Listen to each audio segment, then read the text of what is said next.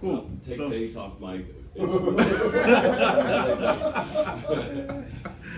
No, man. And so here's what's cool about bass, and I'll kind of get into what we'll talk about with this is that every genre requires something a little different, right? And so, for Metallica, for example, most of this probably doesn't work, right? Because it requires something different. For CCM, it requires something different. For gospel, it requires something different. And so one of the biggest keys when learning songs and trying to play bass to songs is understanding what the music requires, right? So, for instance, if we're playing Goodness of God, I'm definitely not gonna go, right? Because it would take away from the song. So, but we'll get more into that in a second. So, my first question to you guys is, what is the role of a bass player? What's the bass player's job in a band setting? Sit in the pocket. Rhythm. It's in the pocket, rhythm. Rhythm. Mm-hmm. Rhythm, groove, and lay the backbone of the song, basically. Yep. It bridges rhythm with the music. Absolutely. Yep. It's the perfect blend of rhythm and harmony, right? And personally, I think it's the only instrument that really has an effect on both. The rhythm of the bass is required more than any other instrument except drums. And then the harmony of the bass is required pretty much more than any other instrument, except, piano, guitar, things like that. But the bass player has a lot of power when it comes to what the harmonic elements of the song sound like. So as an example, I'll get to this in a second, actually, because I'm going to need you guys' help with this section. But the bass is like the foundation piece of a home, right? And I always use this example because most of you guys that are bass players probably understand that when people are looking at a band, people really don't care about the bass player, right? They see the lead vocalist, they see the guitar player, they see the drummer, they see everybody else, and the bass is just like in the back, like chilling, and nobody knows what they do. But if you were to ever pull the bass out of a song, everybody would go, no, something's not right. Something's missing, right? As the bass player, you're the foundation of the song. You are the house, right? People walk into a house, they see cabinets, they see lights, they see all this cool stuff. They're like, oh, this is beautiful, but what's holding it all together? That's the bass, right? So your role as a bass player is extremely vital to music. And this is why it's important to master the rhythmic element of bass as well as the harmonic element of bass. And we'll dive into what that means in a little bit. So here comes our first group activity. I'm gonna put on a metronome. I'm gonna set the metronome to 120 beats per minute. All right. So this is what that sounds like. All right. So if you have any instrument you have, you wanna play keys? Yeah. You can hop on keys. Yeah. Rachel, do you have an instrument, or are you just showing? I have this. There you go. Okay. There you go. Not one that Yeah. Okay. We call that the vocal accordion. So. I like that vocal accordion. So that's what I brought today. there you go. So here's what we're gonna do. So everyone, we're gonna play a C, just the note C. All right, and you're just gonna play quarter notes to C, based off of this metronome here. All right. So 1, 2, 3, and. We'll just play, yep, exactly. Cool. Awesome. Now, I'm gonna increase the tempo.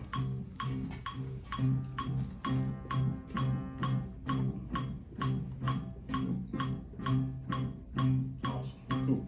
Now I'm gonna increase the tempo a little bit more.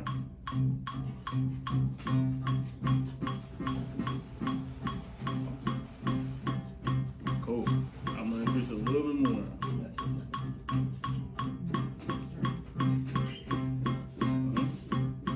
Everybody still on? It's easy, right? Cool. Let's do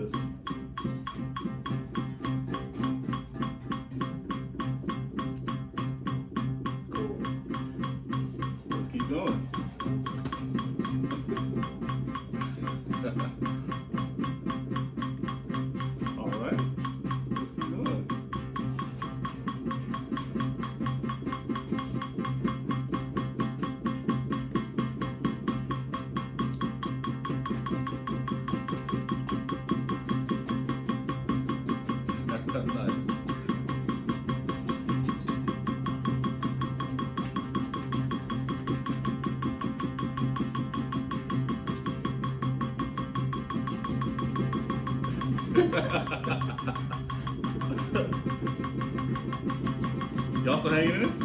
Y'all doing good? All right, here we go.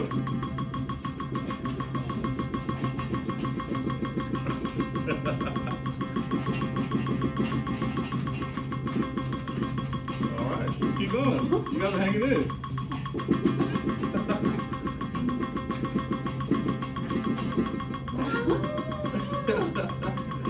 Let's keep going.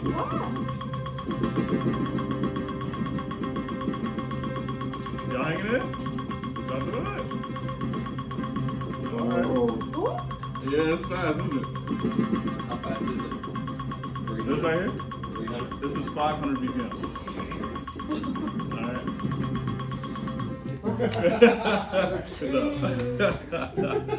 Awesome. So how many of you guys at some point were like, yo, this is not it, this is too fast. Or it got off rhythm a little bit. Alright. So what I've found, this is the rhythmic element of bass. Alright, the ability to stay on time but also play what it is that you're playing. And so it's important that this metronome here is your best friend. If there's anything that's your best friend at all, it's your metronome, right? Because if a drummer is playing on 120, so you should be, playing 120 as well, but you're playing like this, it's not gonna sound good. It doesn't matter what you play, it's not gonna sound good, right? So it's important that we get our time to be exactly on beat. No matter how fast that might be, right? And so here's the first challenge that I have for you guys. I'm gonna play a BPM, and then I'm gonna point to somebody, and I want you to see if you can play with that BPM for a while. This is not to, shame anybody if they can't, but this is to help us to find a place where we can start when it comes to rhythm. Is that cool? Cool. Sweet. All right. Let's start with Sarn. We're gonna use your voice here for a second. Really? I'm playing. All right. Bino. Let's do this. And I don't have any amp or anything with me, so. That's cool. Yeah. Okay. Awesome. Sweet. Great job. Mike, there.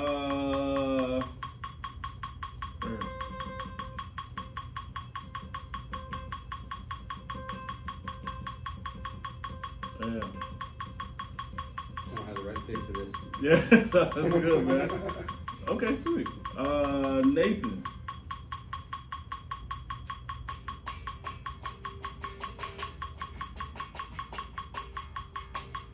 Nice.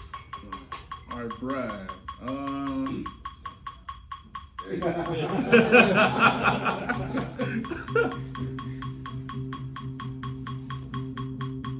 Sweet. Awesome. All right, Kyle. Metallica, right? No,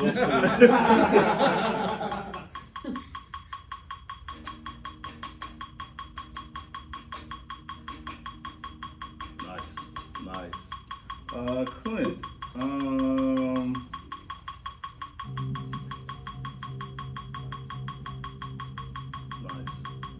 Nice. Tyler.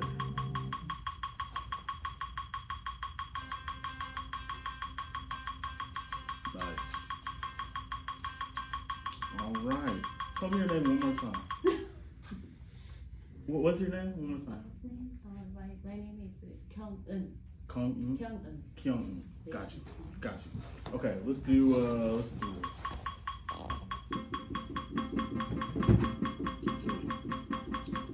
Sweet. Awesome. Good job, y'all. Round of applause. You guys did good. So here's what I would say. So for your practice routines, all right, I developed a program in myself where I said, okay, I'm gonna start at a BPM every single day, and I'm gonna work my way up until I can't play anymore, till it sounds sloppy, till I'm off time or whatever it may be, and then use that as the benchmark so that the next day you come in, start from there, start to build your way forward. You'll get to a point where 500, which is what we maxed out at, will be a breeze.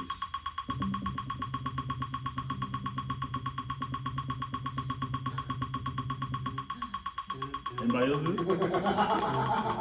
I was just looking at this, you're like.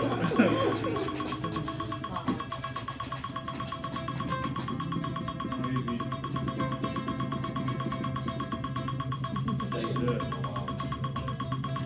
Right, sustaining this for 3.5 minutes in that radio. Right. Now, so here's the really cool part about rhythm and harmony. Now we're gonna add a little bit of harmony to this because we got the rhythm. Rhythm's easy for you guys, right? You guys are pros. So here's what we're gonna do now. Does everybody know their major scale? Everyone knows. Some days. Some days.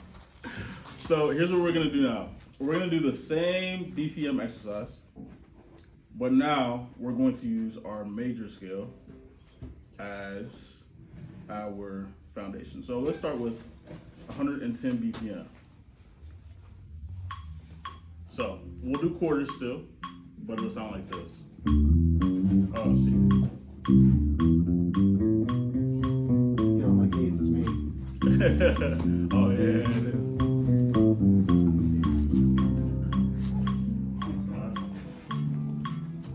So let's do quarters actually. So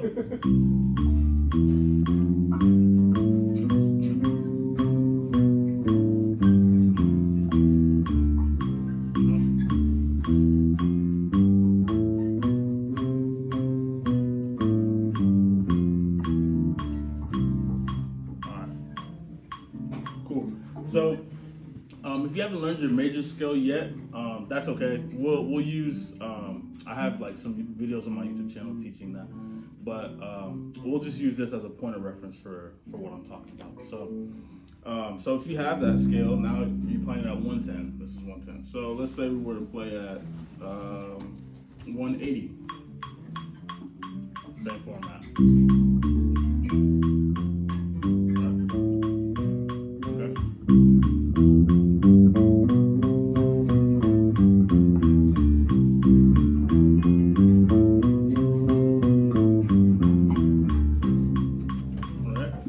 So now you can do that.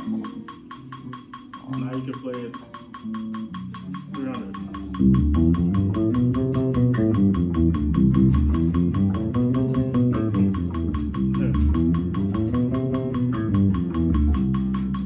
Awesome. Now you can play at 400.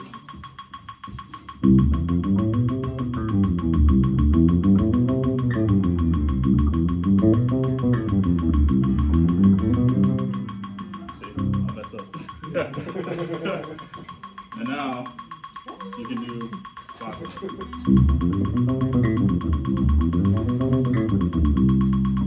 Right? We'll leave that one for you. But the point is, like, so that's the beauty of building harmony with rhythm as well. Because now if we're playing, you know, a song that is in 180 BPM and requires maybe like a fast something like that. Now you're able to keep up with it because you've built your speed, you've built your rhythm, the ability to stay on beat as well as your harmony, right? So, does that make sense? Okay. Make sense? Sweet. All right, cool. So we've talked about rhythm a little bit. Rhythm is important. The second reason it's important is because this guy right here and you are locked together. Okay, someone mentioned pocket, I think it was, when we were talking about the bass player's job. Does anyone in here play drums? Play drums? Kyle plays drums, right? Yeah. Okay. Could you hop on drums for me real quick? Yeah. Everybody's gonna be rotating. No, I'm not gonna play it. All right. So grab these sticks for me. All right. So as most of you guys know, the bass and the kick drum are normally locked in together. All right. If these two are locked together, the music will feel really, really good. All right. So Kyle, just play any groove you feel like.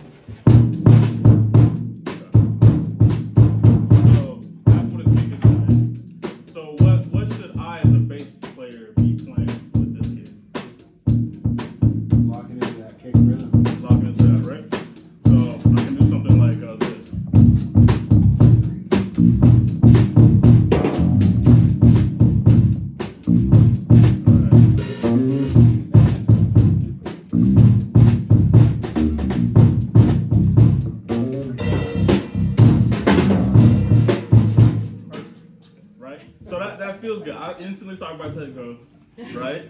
Why? Because the kick and the bass are locked together. All right.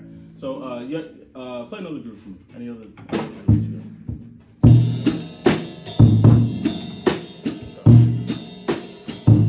So what should I, as a bass player, be doing right now? That, right? So.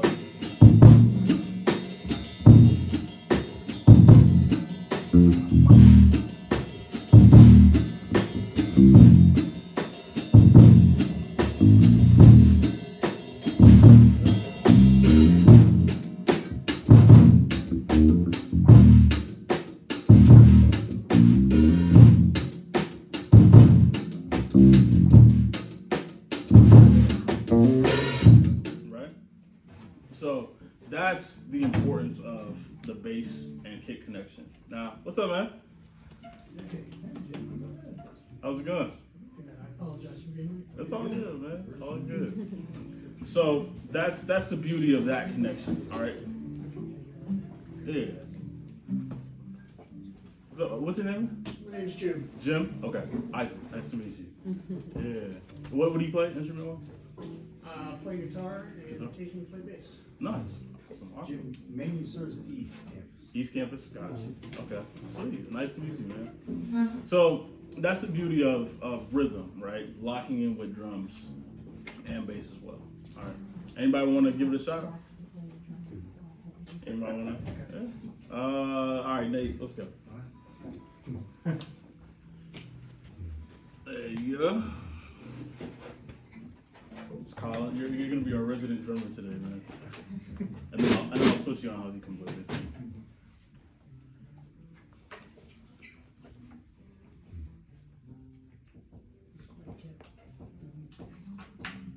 Sweet. All right. So, hang around this goes. Yeah.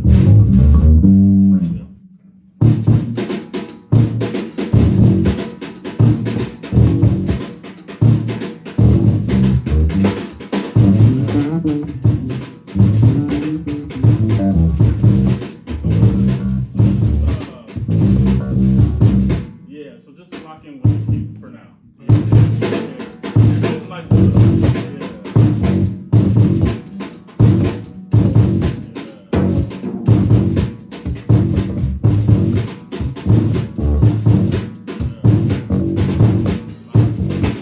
Great, man. Good job, man. Good job. Everybody clapping up for Nathan. Everybody clapping up. That was awesome. Anybody else want to try? Hey, nobody else wants to try? Kyle, you want to try? Sure. All right. I'll switch you real quick. You gotta tell him you tune your bass differently. Oh no, I'm gonna have him go this. Yeah. Oh, yeah, because my bass is tuned differently. Yeah, sure. It's very confusing. Like you said. I'm pulling out the double pedals. Alright.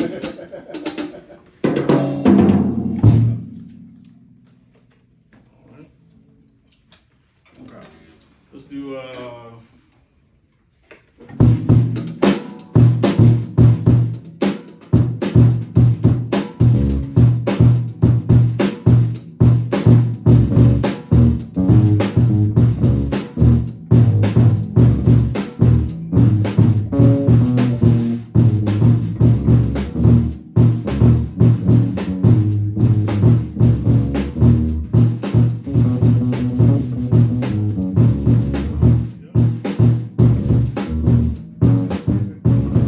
yeah, so just lock in with this for now.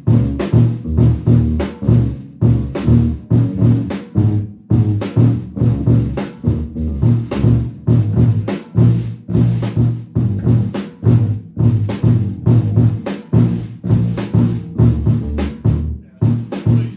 Yeah. No, it's good. That's good. Everybody clap for That's Kyle, sick, man. man. So that leads me to the second thing, which is it's very easy as a bass player to once you catch on to then like kind of have fun with it, right? Experiment. We do our like runs and stuff like that. It's very hard to just stay right there, right? So for example, if the groove, So if the groove is and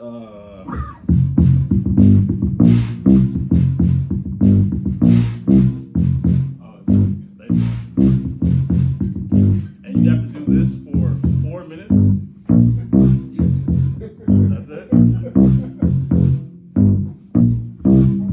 Just drink your coffee while you're at it. That's what you're doing the entire time, right? It's a hard thing to do, but it's something that as bass players especially, we have to get really good at as well.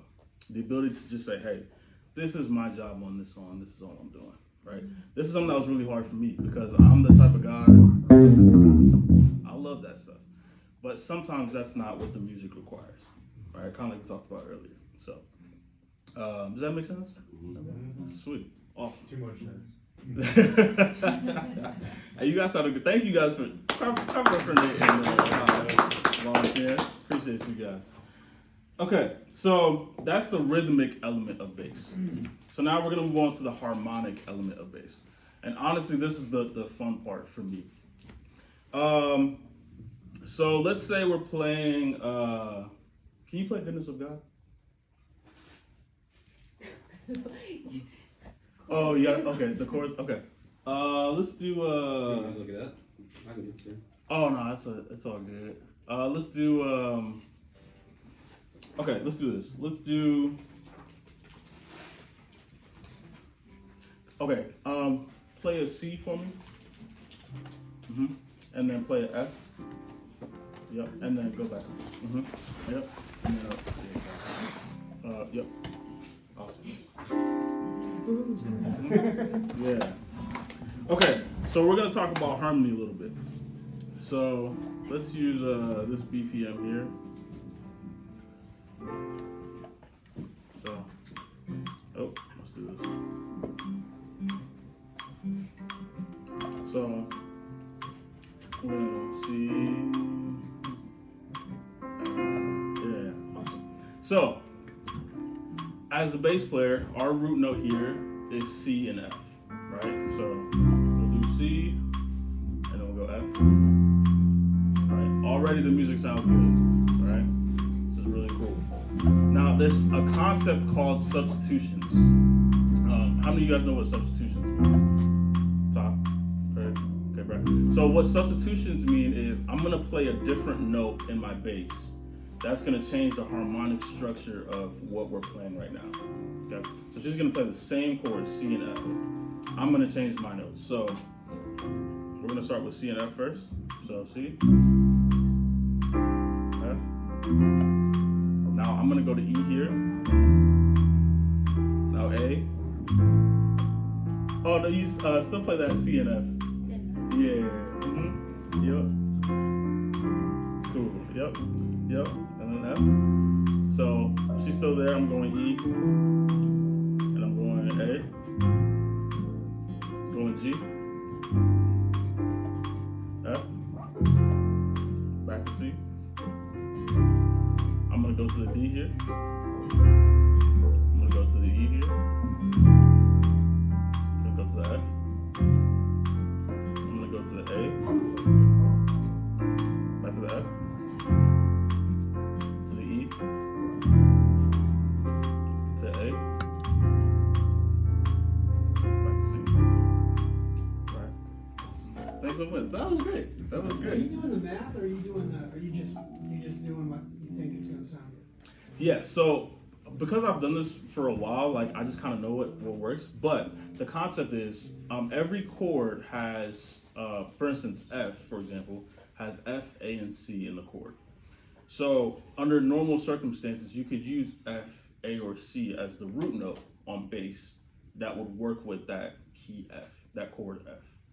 The only caveat is it just depends on where in the song you're doing it. Because you wouldn't want to start off a song doing one C and then A off the, it would sound weird. Right. So, but it's knowing what the possibilities are, and that's what makes substitutions really cool. So we can stay on the chord F, right? Would you mind playing the F for me? Thank you so much. So we have F here. So F will work in this situation. A will work in this situation. C will work in this situation. And those are all the notes that are in the F chord, right? And then there's a concept called extensions, which is something different. But that means D will also work in the situation. That means G will also work in the situation. Right? Yeah, it's a whole like other world essentially. But I say that to say that that element of music is really beautiful from the standpoint that it can change everything. Right? You as the bass player have the power to change the entire harmonic structure of the song. Right? And that's a lot of power. That's really cool. How's it going? Let me move out the way.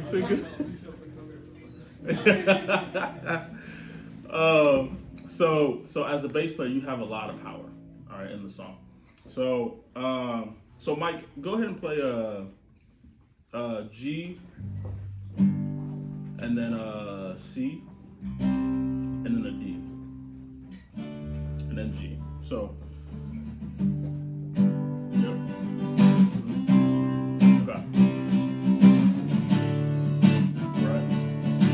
Bass player, I'm thinking, okay, let's play the original chords, right? G, C, D, C.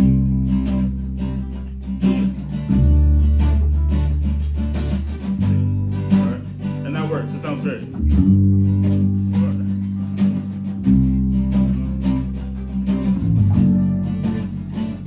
All right, I just tossed a substitution in there. All right.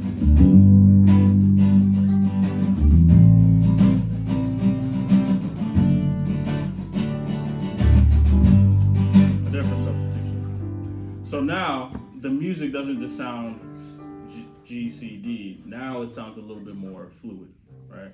And so this concept of substitutions really, really can expand harmony. Now I wish I could go through all the subs and stuff tonight, but we'd run out of time for sure because there's a lot to go into it. But here's what I will say: on YouTube, there's a lot. I have a YouTube channel as well where I talk about this a little bit. But the main thing that we can all put into practice today is taking the chord that it is that we're on. So for example, G, and then being able to spell out G, B, D, that's the G chord. And then trying different notes when a G is played. So trying G first. And then try B. So I tried G already. Now let me go to the next note. So the next note is B, right?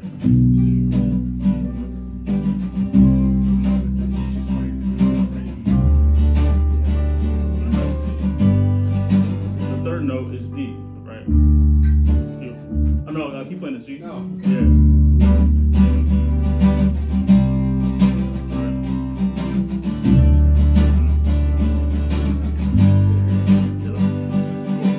Appreciate you, man. Good job. Awesome. So, if you get, are there pens here by chance? What's that? Pens? Yeah, we can get some, yeah. Okay. Some? Yeah, if you don't mind. Yeah. Yeah. Go ahead. Do those alternates have kind of personality types? Like if you're playing like a 1, 3, 4, whatever, if you're playing the key of like G, like that D chord is like, you know, like you're into the chorus, or it's like got like a vibe to it if you know where it's going. Yeah. So does that cross over the same with the alternate notes, or is it a free for all? Absolutely. Yeah, it's the same thing with the alternate notes. Okay. So each alternate, each number kind of has its own personality. Okay. So if we're playing the 1 and the 1 is G, that's kind of a tonality, like a finality, right? But the 3 over the 1 kind of gives like it's like a, ooh, this is going somewhere. Like where is this going? Who's getting pushed? Right? And so, yeah, exactly. So each sub kind of has its own personality, like you were saying. Okay. Yeah, absolutely. When it depend on the key they're playing in too, like you're playing with like a root bass. So like if we're like on a guitar, like if I do a drop D tuning, you know, I won't play a straight G, I'll play a G. Yeah. So well, that wouldn't affect the bass player as much, just because the concept for us is whatever the chord is. So for instance, like you're saying, if you play a drop D, the voicing for your G is gonna be different, but for us, we just know it's G. So that But you could play the B. Yeah. That's what I was saying. Oh, you yes. could play the B as your root bass note. Yes. Or like playing a D F. Play, yep, exactly. Play A. Absolutely. F sharp. Yeah. How about if you have like a something like a B minor 7th or something? would you want to play that seventh, or would you want to leave that alone as a bass player?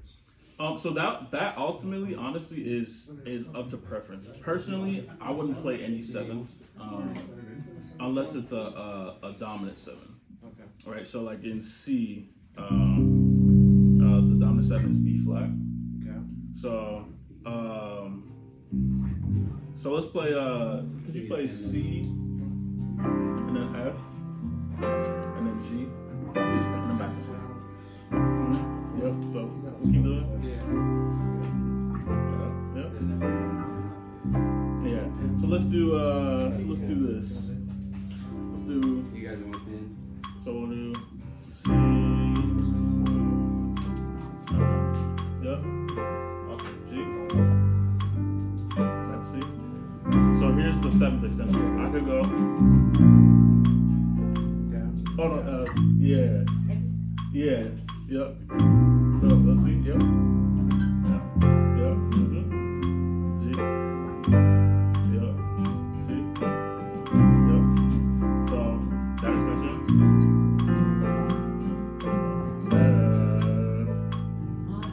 G. Yep. C. Yeah. Awesome. You substitute B flat for F. Say it again. You substitute B flat for F I substituted for C. for C. Yeah. Yeah. So it gives a if you've ever heard the song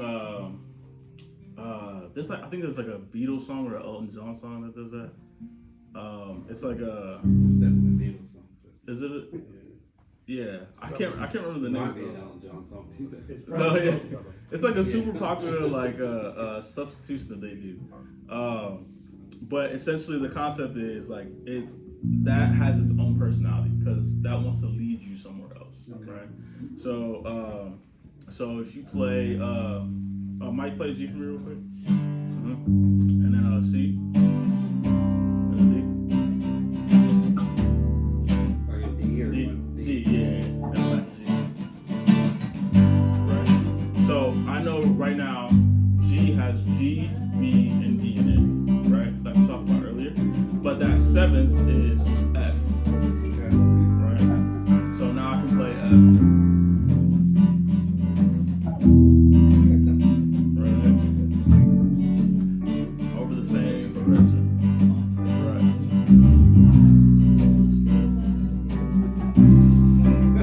Right? Right? Now I'm gonna go back to that seventh again.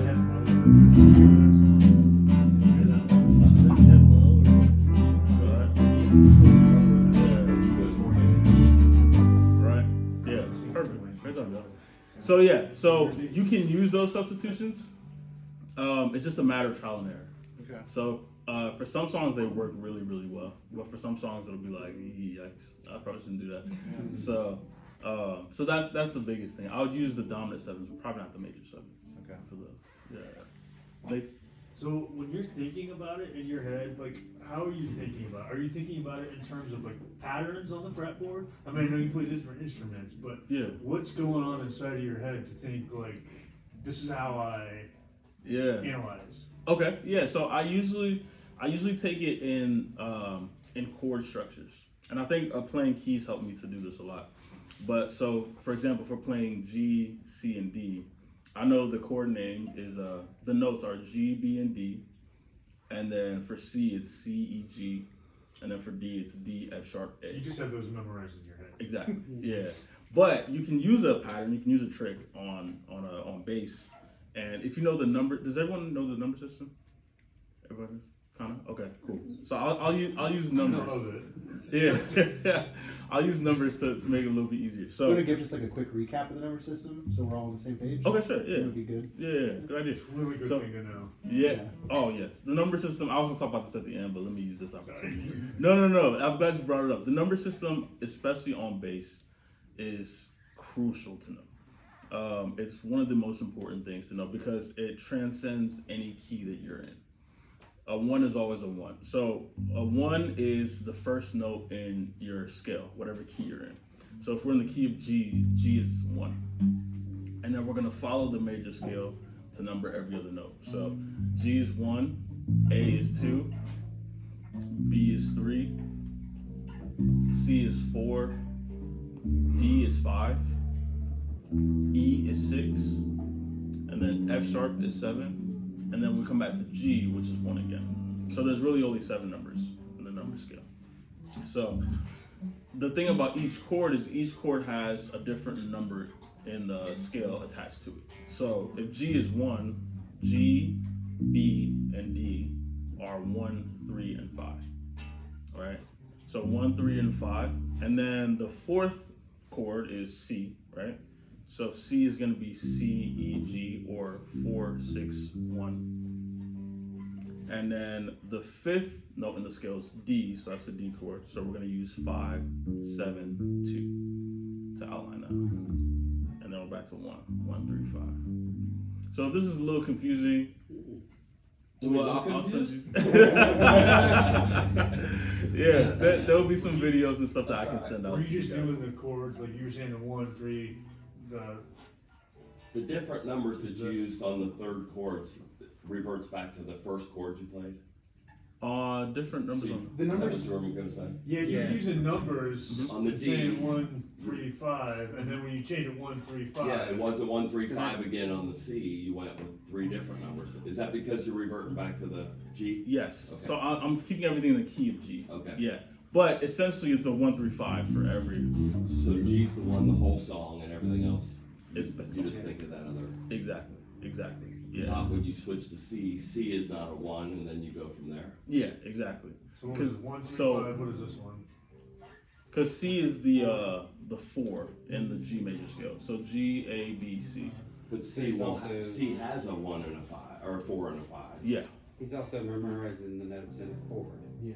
So he's using the numbers to represent. So the you're note doing, chord. you're doing the numbers 1, 3, 5, and then on 5, within that 5 chord, it's the 1, 3, 5. You can think of it that way. Yeah. Yeah. But But if anyone were to say 7, right? Let's say we're playing. I said, hey Nate, go to the 7. Then it'd be confusing to think of it as a 1, 3, 5 because then you wouldn't know where the 7. Right. Yeah. But that's why you did that. That's why I was like, wait. Yeah. But he's Gotcha. doing really quick and automatic. It also, doesn't it also change up when you do like the flat third? Yes. Yep. So you can, for example, with minors, there are flat thirds, flat 6, flat 7s, and all And that. with that, you're just taking the what's the thing? What are those things called? The scale. The scale, You're changing yeah. the scale, the type of scale you're using. Exactly. Yep. So you're using a minor scale for that stuff rather than a major scale. So, yeah. I'll make sure to send out some material on this. But it's like for guitar, like you gotta, like most of the time to understand guitar, like every blues thing is 1, 4, 5 based off, right? So if you're playing E, it's then you go into A, which is the 4, and then you go into B, is the 5, right? And that's what they're doing on. Yeah. So the cool part about it is once we get that the number system, then you can use different numbers in the system in order to dictate what note you want to go to. So if G is the 1, I know I can use the 1, the 3, or the 5. All right, I can try those out and see if they work. Right, if we're in C, I can use the 4, 6, 1, or the 1, 3, 5 in this case in order to see what works. All right, same thing for any note on your bass at all. So it's really just trial and error. But the key thing is to know what chord you're in. And so I would say more than anything, Chord or key? chord. Yeah, in order to figure out what substitutions you can use. There's hacks, like I could write like, hey, for a 4 you could play, the 2 or the 4 or the 6, and I could really go through it. But I think the beauty of it is learning what works for yourself. So trying it out, seeing, what works and what doesn't work given the situation. So remember that homework and stuff I was talking about? Yeah, that's where this comes in. But we'll get to that in a second. So that's the beauty of harmony, right? It's now you can take the same progression, but you can switch up and make it sound completely different. All right. And so as the bass player, you have 2 roles, right? And we just covered them. So one is to lock in here with your drummer, but then 2, you're also responsible for making sure that, not all the time, but in certain situations, that you add some harmonic flavor to what's happening, right? And if you can master these 2 things, then you're the best bass player since Jocko. Chakras, harmonic? Yeah, right. So let's stop there. I have a couple more things I want to hit, but I'll open it up for questions if you guys have any questions. Well, you're tuned down a whole set? Yeah. Yep. So I'm tuned down to A, so A D G C F instead of B E A D G. What's the reason that you do that? Two. So most of the stuff I do is gospel. The gigs that I do are gospel, and they use a lot of A flat. Yeah, so it's nice to have that extra A flat there. Gotcha. But the second thing is it actually loosens the tension on the strings a little bit more naturally, and so it makes it a little bit easier to play. Not significantly, but just a little bit. You don't mind the rubber band effect, the floppiness of it, of the tension? No, not really. I guess I've kind of grown used to it, but I've kind of manipulated it to kind of help me play a little bit different, a little bit faster. You don't pluck very hard then, right? You're just very light. Yeah, very. I try to, whenever I can't hear my bass, because sound guy, I'm gonna pick on you for a second. A lot of times you can't Really really. good about it. Yeah, I can tell, especially if you play bass. Like I know you got the bass players down, but a lot of sound guys won't turn the bass up, all right, because it's too boomy or too muddy or whatever. And so because I can't hear, I have to play a lot harder. But then when you play harder, your fingers hurt faster and all that type of stuff. So I tend to. I've heard that if you do that too much, when you get older, you'll get carpal tunnel. Exactly, and that's the other reason why I try not to. So I'm so bad about it. really, I play so hard. yeah. I ran into a guy. I mean, maybe a little bit on Sam Ash that used to tour with Temptations, Mhm. and we were sitting around the basses, and he was talking to me about, I was talking about how to get that sound, Yeah. and how you're gonna get that, get that Fender bass sound. Yeah. And he says the first mistake that people do when they're setting up the EQ on the bass is they turn up the bass. Yeah, exactly. It's like really truthfully, you should turn the bass completely down, turn the mids up and the treble up, and then turn the bass in a little bit. Exactly. Yeah, and that's another thing with tone as well. Everybody's tone is different, especially depending on the genre that you're playing. But like you said, a lot of people just turn the bass up because it's bass, and they say, "All right, cool, more bass." Right? More bass is always good. But you want to tune your mids and your highs, your treble, before you add any bass in. So, for example, if I take all my mids and treble out and I just turn the bass up, that's what it sounds like. It's cool, but there's no real clarity in what I'm playing. So now if I turn my bass down and turn just my mids up, just the middle frequency. Now I turn my highs up. Right? So now you can hear there's a lot of punch, there's a lot of clarity. And now I can add my bass in to fill whatever gap. Right? You can get a punch your tone that way. So everyone's EQ is different, like I said, based off of style. But just as a general rule of thumb, I would say start with your mids and your treble first. Kind of get the sound that you're looking for, and then bring your bass in to cover this a little. Do you want to maybe talk a little bit about different tonality from like where you play, since not everyone has active basses? Yes. So that'd be cool. yeah. So I use this on passive too. Yeah, right. Yeah. Which is the nice thing about Ibanez, they're great. Yeah. So so to talk about tone a little bit. So tone is, let me give you an example. So if I'm playing jazz, right? If I'm playing big band jazz, I don't want my bass to sound like this. Because that's not what an upright bass would sound like. So I want my bass to sound something more like this. Right? Some of that is what I do EQ wise, but a lot of it is where I place my hands. So instead of playing down here, I move my hand up here. So now it gives me a warmer, kind of fuller tone. So you have two pickups. You have your neck pickup here, and then your bridge pickup. There we go. I was about to call it back pickup. Your bridge pickup. So your bridge pickup will give you more punch, and your neck pickup generally will give you more roundness. Say it again. You changed your hand though too. This hand? No, you're This right. hand? Yeah, I mean, exactly. It was like probably unconscious, right? Yeah. Because where he's picking up, he's playing Yeah. over what he's picking, over the pickup. Over the pickup, exactly. So if I play over this pickup, it's gonna be more punchy. Whereas if I play over here, it's more warm. Whereas if I play over here, there's like no punch to it whatsoever. Right? And so these pickups are kind of designed to get you different tones depending on what it is you're looking for. So if I'm playing like country, I don't want to be down here because that's going to be too much. I want to be somewhere in this area here. Right? If I'm playing metal or rock or something that requires it, I don't want to be here because that's not really going to have that effect. I want to be because I will give it more of the punch that it's looking for. So your left hand also has tone built into it as well. And this is the part that a lot of people don't go over. If I want to mute bass, so instead of playing my notes clear like this, I can use my left hand to mute my string a little bit. So not go like this.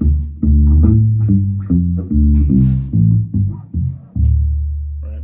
If I press really hard, that's cool. If I start to lighten up my grip, my tone changes a little bit, right? And so you can manipulate both hands to get tone. That's why they say it's not the instrument, it's the person playing the instrument, right? Because they understand how to use tone on the left and the right to really get what it is that they're looking for. Does that make, that's kind of a quick tone like overview, but yeah. What about your, Isaac, when you're prepping for, a rehearsal? Maybe talk a little bit about that. Yeah. All this is prep for just being a musician, and it helps tie in when you're learning, a bunch of tunes for a rehearsal or a worship set or something. Yeah. What do you do, like, as soon as you get the worship set and you're trying to figure out what to play and what not to play? Because sometimes there's things that are in the recording that may not work in a live setting. So maybe just kind of hit some key points you do to prepare for a rehearsal, which then of course gets us into the service. Yeah, absolutely. So the first thing that I do is I get the music. So in this case, it helps because I'm the music director, so I kind of help pick out the music and stuff like that. But normally, I get the music. The first thing I do is I listen to all the songs. The first time I listen to the songs, I'm listening just to get the overall feel, kind of take in the song lyrically, musically, all that. And then I go back and I listen to it again. Now this time when I'm listening to it, I'm listening for my specific part. So in this case, bass. So what is the bass player doing? When does he move? When does he stay in pocket? When does he, add some flair, things like that. Or she. Or she, I'm sorry, yes. Thank you for that. I appreciate that. That's my fault. Or she, the bass player. So when he or she adds, movements or whatever it may be. And then I go back and listen to it a third time. And the third time, now I'm listening to, okay, what could I potentially do with this song? Let's say the way they played it is absolutely perfect. I wouldn't change a thing. Then I go, okay, cool, I'm gonna play it like that. Maybe they added a note that, maybe I don't think it really works with this song. So I might take that out. Okay, they could have used a substitution here, but they didn't. So I might think about using a substitution. So I'm listening to it 3 times in order to get my mental notes right. That's when I pick up the bass. So I usually don't pick up a bass until I've listened to it a few times. So when I pick it up, the first thing I'm doing is I'm trying to learn the notes, what I should be playing. For me, I play by ear, so I hear it and I can pick it up. But if there's sheet music, I'm looking at the sheet music as well. So I'm playing through it the first time just to get the feel, what is it that they're doing. And then the second time, I want to start applying my notes. So let's say they played a 1 somewhere, but maybe I feel like a 3 should go there. Then I'll play a 3 there. Let's see if it feels good. I'll play it, maybe I don't like it. Okay, let's switch it. Let's play a 5 there instead. Right now I'm going through my creative process. But I think it's important because I used to, when I first started, you'd send me a song and I would listen to the first 20 seconds and then I'd pick up a bass and I'll start all over the song, right? And I realized that I was missing a lot of beauty in the song because I wasn't actually listening to the song. I was just playing because, oh yeah, I know the progression, that's easy. And so I would say, listen to the song, internalize the song to the point where you could, if I said, hey, sing the bass note for Goodness of God, you'd be like, like you know it that well. And then from there, then you can start practicing and, doing everything else that you need to. And then the last time I go through it, I have some fun. I'll, add some fills and I'll add some different things and just switch things up just for me, because, musicians, we are, or at least I am, I'm not speaking for everybody. Me, I can get bored pretty quickly. So I like to add some flavor and some fun during rehearsal, knowing full well I'll never do it on stage, but just for the fun of it. So. Do you have any tricks or like tips for memorizing your music when you're preparing? Yeah. My biggest thing is, so I do two things. Number one, I listen to it all the time. In the car, when I get home, like I literally try to get it to the point where it's so stuck in my head that I can't forget it. But the second thing is I try to memorize my progressions. So if I know the verse is 1, 4, 5, 1, and the chorus is 6, 4, 1, 5, for example. I want to get to the point where I've told myself this over and over again. I've listened to it so many times that I go, okay, I know what the verse is instantly. And so no matter what key we're in, no matter, how fast the tempo is, I know the verse is always 1, 4, 5. I know the chorus is 6, 4, 1, 5. And that's where knowing the numbers comes in really handy. Yeah. It's easy to remember. Right? Exactly. Yep. So. Transposing too. Yeah, transposing will help you a lot. Well, if they change the key that morning, because, maybe there's somebody that's sick and they had to. Or the worship leader wasn't paying attention when she put it in the plan. Has that happened before? Or he. That has happened an unbelievable number of times, hasn't it, Craig? Oh, really? Well, I mean, I think that's why, you were emphasizing the number system. If you know what he said the verse was and what he said the chorus was, you don't have to learn it one way. Right. But the homework comes to know all your keys. Exactly. Yeah. How do you take that number system, if the verse is 1, 4, 5, 1, and they originally said we're going to do it in G, but somebody got the vid and they're not here. So we got to have this person lead the song, and they can't do it in G; it's a little too high. So this person's got to do it in E. Yeah. As long as you know you're familiar with key of G, you're familiar with your scale in E, you just shift. It's the number system, and you can go that way. Yep. No shade on the letters. I mean, if it's in G, it's G, C, D, G. With E, it's E, A, B, E. Yeah. It seems easier at first, but it's so much harder to do the letters than the numbers. Right? Yeah, because with the numbers, you learn one way. You learn it one way, and you have 7 options in the way of playing, because there's 7 different keys. Yeah. Especially when you start getting to the flats and the sharps. If we're in F sharp, now I got to go C sharp, and you're like, wait, C what? So it's a lot easier to say 5, and everyone knows, okay, hey, the 5 and F sharp is a C sharp. And what's cool for bass too is bass is very pattern related. So if you know the pattern of where a 5 is compared to the 1, then you'll always know where your 5 is. Do you use like YouTube links more? Do you use Prime more when you're learning the songs, or do you use a chord chart, or what? Or do you use all 3? What's your process? So for me, I think it depends on how difficult the song is. If it's a song that I think is fairly easy, I'll probably use Prime, or in our case, we use Pro Tools, but there's something called Rehearsal Mix, I think, that people use too. So I'll take it out of Pro Tools and see. I'll just use the regular track itself. But if it's something that's a little bit more complex, then I might go to YouTube, and I might see if there's a tutorial somewhere. Or the other reason I like YouTube is you can slow things down. I don't know if you can do that in Prime, but you can. To an amount at least, right? Yeah, you can adjust the tempo. You can?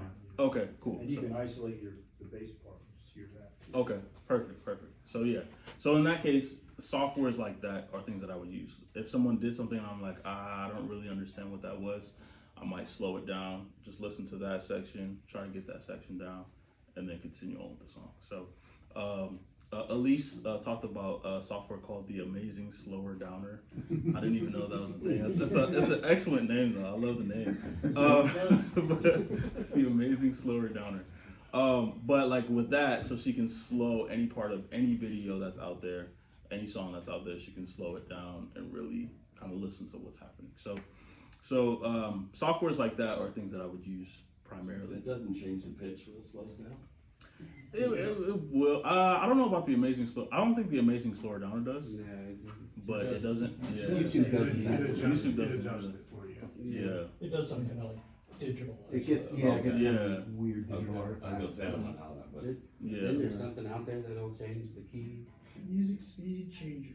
Yeah, you can adjust the keys and stuff. Yeah. I know at least certain browsers have like plugins for YouTube where you can also change the key and slow it down and Yeah, stuff. So. exactly. Okay. Because a lot of With that's a Prime lot of is times the vocals aren't always there in Prime. right. Yeah. So like if you're trying to learn the harmony parts or this and that, and you don't know the Sounds so song. funny when you change the key. Yeah. Because when we get the stems to prime, it's in the recorded key, so if Okay. you move it around, it always sounds. Yeah. Sounds like Alvin and the Chipmunk sometimes. Yeah. It's Yeah. great.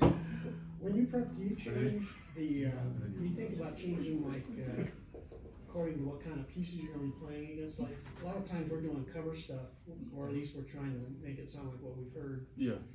And so you may not have, the luxury of 6 guitarists Yeah. and Yeah. 3 keyboard players. So when you, as a bass player, do you change things up to try to fill, or maybe even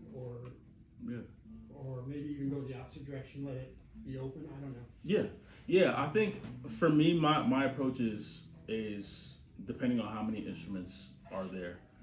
So for example, if we have 2 keyboard players and 2 electric players, then I know for a fact that my job is just to stay in whatever pocket I need to stay in. Because chances are guitars are going to be doing stuff and keys is going to be doing stuff, so I don't want to get in anybody's way. But if it's, let's say, just keyboards, no guitars at all, then I might do, instead of playing like a 1, like a C like this, I might do this.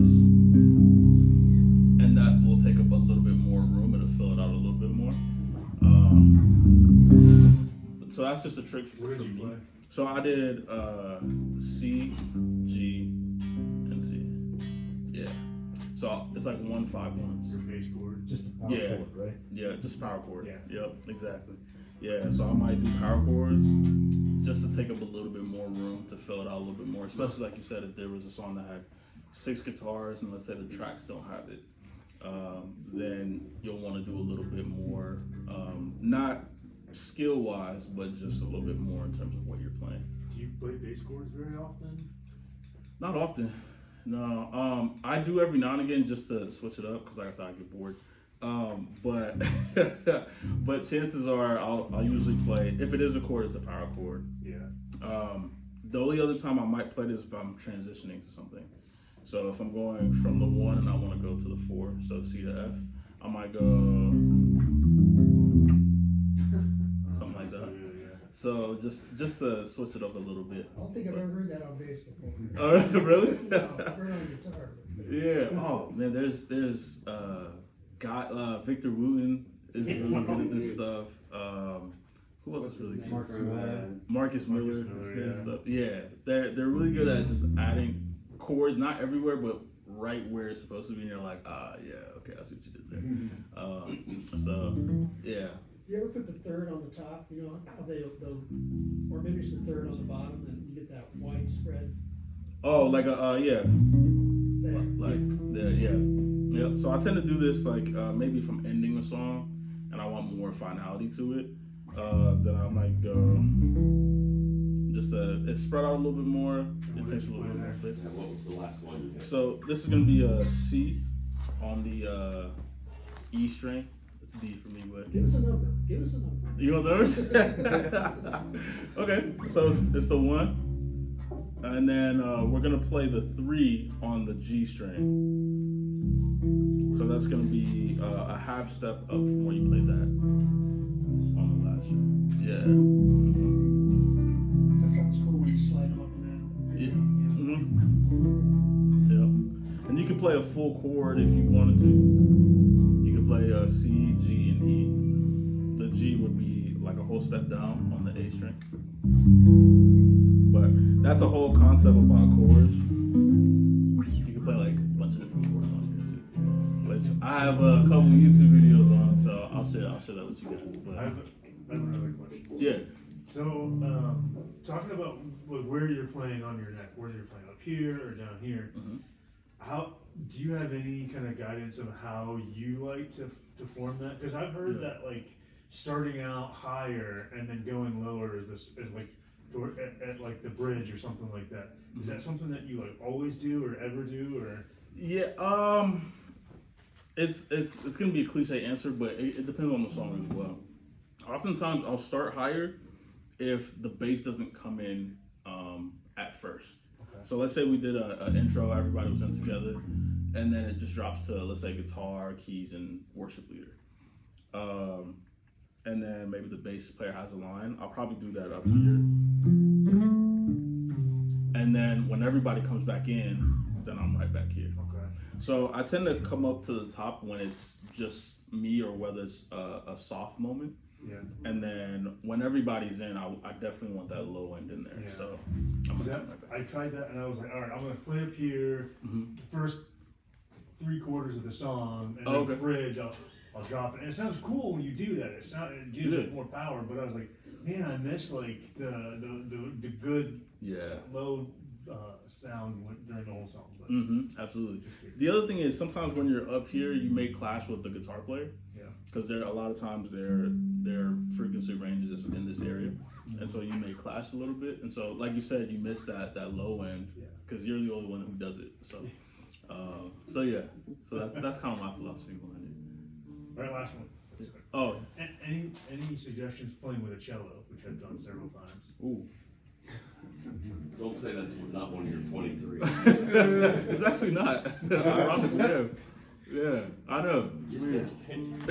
They literally just stand it up. Hello, you got a bass. One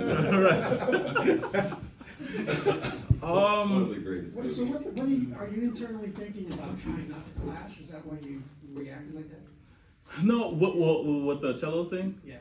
I've never played with a cello before. Oh, okay. Or if I have, it's they have like written parts, so I kind of know what they're gonna do already, so it's easy for me to figure out what to do. But from like a free flow setting or like where I don't know what might happen, I think my thing is I want to play what I'm supposed to play as the bass player. My kind of philosophy is they'll navigate what they need to navigate. If we end up hitting the same note, that's cool. But as the bass, I think, and if there's any cello players in here, please don't bite my head off for saying this, but I think the bass is a little bit more important in that grand scheme than the cello is. So again, please don't bite my head. Hot take number one. But yeah, so I would just say do what you do, and they'll navigate. What's some of the language that bass players hear from like a worship leader or a music director or another person in the band that's like that'll get a certain sound from you? You know, like guitar players talk about chunking chords or bar chords. I heard somebody say bar chord earlier. You know, is there a certain language that's helpful to? I mean, we all speak the language of music a lot of time, but there's always certain idiosyncrasies within our instrument. Absolutely. You know, like if someone says to you they want a certain sound, what would they say to you? Yeah. So this will be for worship leaders and anybody who doesn't play bass essentially. So I feel like it's very important to speak the language of a bass player. A lot of times we'll say things like, let's say I'm playing this note and someone will say, hey, play that higher. And I'm like, higher, like here, higher, louder, like what does higher mean, right? So you'll want to use a term like octave. So hey, play that an octave up. So what that tells me is you want the same note, you just want the tone to be higher, right? And so I would use a term like octave instead of saying higher. Same thing with lower. Hey, play that lower. Turn down, what do you mean? So hey, an octave lower, right? Another thing that doesn't get used a lot, but a lot of people will do vocally, is they'll do and I'm like, what? what you're looking for is a slide, right? So I'll use the term slide into a note. All right. So use the term slide.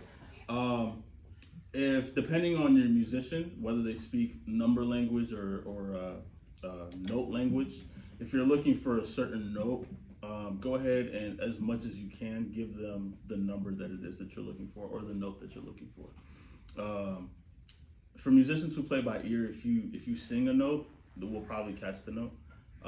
But I think it's just as important for worship leaders and other musicians to know the number system as well. That way we have a common language that we all speak. You know, if I say 7, everyone knows what 7 is. If I say 3, everyone knows what 3 is. If you want a bass player to stay locked in with the drummer, not do too much, just say, hey, stay in the pocket, right? Most bass players, everybody understands what pocket is in here, right? Yeah. So if you say, hey, stay in the pocket, then the bass player will know, okay, I'm doing too much, so let me relax. It's kind of like a slap on the wrist, like, hey, stay in the pocket. You're like, oh, man. All right. Don't run to the pool. Right. What's your favorite coping skill when you have like a rehearsal and the drummer's like all over the place and you're like kind of like doing damage control? What's your go-to thing? If the drummer's all over the place, Yeah. I mean, I'm the type of guy that'd be like, yo, you're doing too much, and like, yeah, let's bring it down a little bit. But right. Sorry. I'm a therapist. I speak that language too. Oh yeah, there you go. So would you Stressful. revert to like being the kick at that point? Yeah, exactly. You try to Yeah. set something real steady. Yep. So maybe that person will catch the hint and lock in with you. So okay, this is me, no joke. This is what I would do. Yeah. So the drummer's playing, drummer's doing too much. I probably go.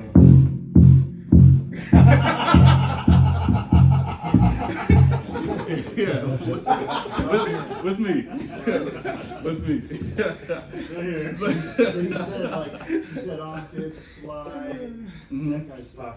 Yeah. Pocket. Is it helpful to like reference a specific musician, like songwriter said Fred Hammond, or you mentioned Jocko? Yeah. Do some Jocko. Would it be helpful to say, hey, this, like we did something here at Meeting Grandview Saturday night, Yeah. and there was somebody that was playing guitar part that was kind of very John Mayer-ish to me. Okay. So I mean, is that helpful to know? Yeah. Marcus Miller, Jocko, Stanley Clark, names like that, Victor Luke. Yeah, I think it is. I think it is. Pino Pellegrino. To me though, that says tone a lot. So that's exactly where I was going, which is I think it could get blurry then at that point, because you may go, hey, like maybe this song has more of a Marcus Miller-ish type vibe to it. Right. So I might go, okay, so is that like a slap thing? Is that a tone thing? Gotcha. Is that a Gotcha. so? I think it definitely could work. I think it's just a matter of the worship leader and the bass player being on the same page about what that means.